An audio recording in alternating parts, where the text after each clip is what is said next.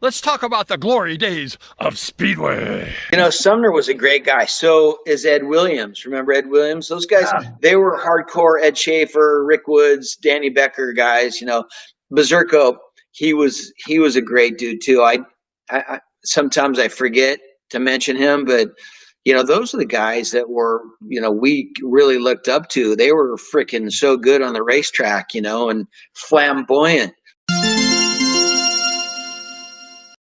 You know, they were making, well, they were starting making money when we got 5 tracks going. I was told Mike Bass could pull down $50,000 for 6 months work. And in the 70s, that was a lot of money. Mike Bass was structured, you know, he wasn't so flamboyant because he was so good out of the start, you know, that he didn't have to do all that riding around the outside unless he did, or if he was on the 50 to pass some guys. Speedway started at the Costa Mesa Fairgrounds in the summer of '69. Do you know that song by Bryan Adams? In the summer of '69. Yeah, it was the summer of '69 when Speedway started at the Costa Mesa Bull Ring. It was Woods and Becker, you know, that were, you know, all sideways, and I don't know. It was great times back in those days. Bill Cody too. Wild Bill Cody, Mike Conley. Are you kidding? Those guys were studs, you know. They really were. It was really perfect timing to start Speedway in that summer of '69. It was the summer where they had the surf craze, the endless summer, and they had the skateboard craze. Skateboarding was coming in town, and also motorcycles. It was just a couple years before On Any Sunday the movie came out, and motorcycles were starting to be very popular. And Costa Mesa is right next to Newport Beach. And they used to have this night at the Costa Mesa Fairgrounds. It was called the Fox Night. And your name, you remember that? The Fox Night? Yeah. Let me tell you about the Fox Night. And because the girls got in free, right? Yeah. And, you know, a lot of us riders sometimes would think, I don't think I want to transfer into the main event because I want to go up in the stands because there's so many girls.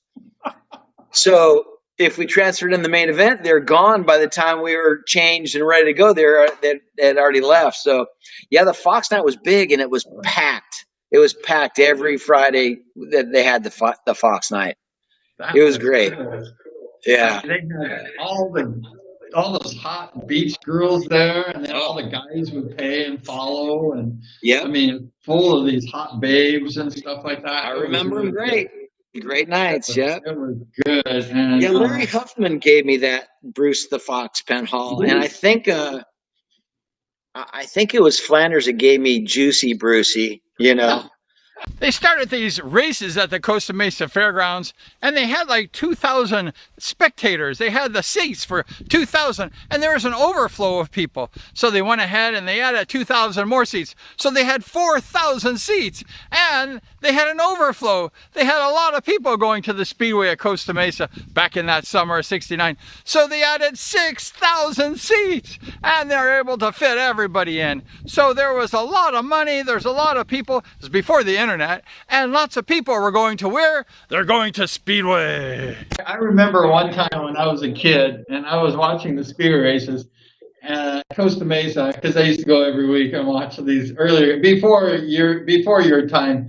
And Danny Becker, he went really hot into the turn 1 and 2, and he was crashing into the wall at turn 1, and he was turning his bike and he hit the wall like as a berm.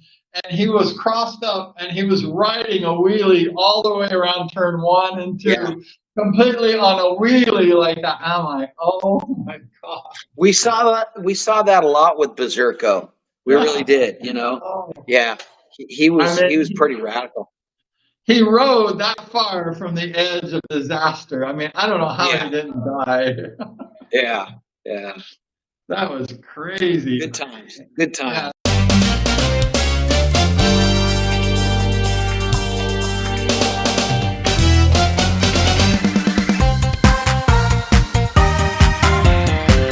Danny didn't like that. You know, Danny is a nice guy, and he didn't like girls calling him saying, I want to have your baby. He didn't like that.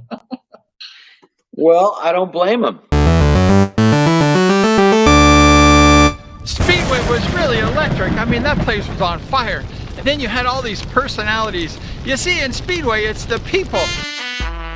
It's not the motorcycles like other sports, but it's the people, it's the riders, and it's the personalities. You had great riders, great personalities like Wild Bill Cody, Danny Berserko Becker. You had the Bass brothers, Mike and Steve Bass.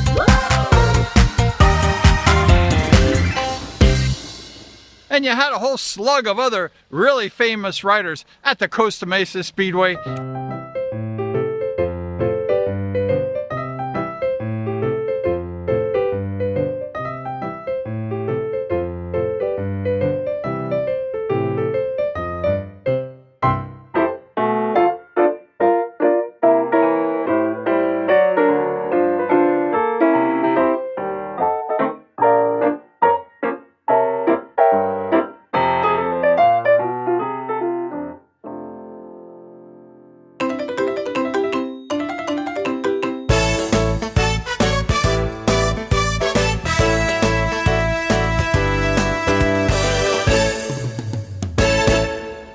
Everybody loved to go where? At the Speedway.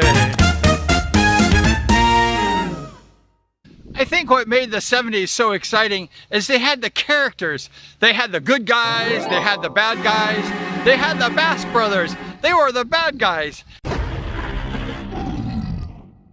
And then you had Mike Bass. He won 7 out of 10 United States Speedway Championships in the 70s.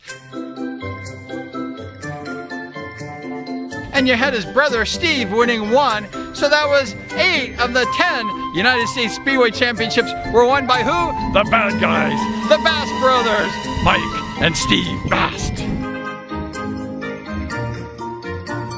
I know Mike Bass, and he's a really good guy, and he's really not a villain, but in the 70s, he was the villain. Everybody booed who? Mike Bass. Sometimes he'd go home and cry, like, why are they booing me? So Mike Bass is really a good guy, but they were not really into socializing as far as talking to people. They were all about racing, and they were considered the bad guys. Why? Because they won all the time. They were good. And then you had Rick Woods. He was one of the good guys. He was one of the heroes. Yes! And he won 2 United States Speedway Championships in the 70s to round off the 10 in the 70s. So you had the Bass brothers with 8 United States Speedway Championships, and you had the Rocket Rick Woods with 2. And then you had the electric voice of one of the greatest sports announcers of all time, the greatest speedway announcers of all time, and that was... Yeah, it's called the Huffman Hop. It's just a regular table we use for the scoring, and I get up and jump up and down. The crowd seemed to like it, so I kept it up. He was really great. He could speak 120 words per minute. He was exciting, he was electric, and he was Speedway. I was going to ask you, Larry, about the platform that I guess Harry Oxley built this platform for you. Did they have to build like a platform so you didn't fall down? No. You're right above me. Yeah, no, it's just a regular table. And that's as they scored. Gene Fink scored on that table, and I was jumping up and down on it. I can remember going to a class at Larry Huffman. I know he was on your show. In fact, we texted last night. Great guy. I've kept in really good contact with Larry. But I remember going to a class that he taught, and there was only a couple of us that showed up. It was all about how to treat the fans and how to speak when the microphone was put in your face. And I'll tell you what, I learned a great deal from that, and how to take care of your sponsors. And Larry Huffman is the one that taught that class. And I actually tell him to this day, and he didn't quite remember that class, but I'll never forget it. I actually, when I got inducted into the Motorsports Hall of Fame, I was able to choose Larry as the guy that inducted me, that introduced me and had maybe 2 or 3 good words to say about me. I'm teasing that, but he's a tremendous guy, and he really, really helped me get to where I was in Speedway, without a doubt, and had built me up in so many different ways.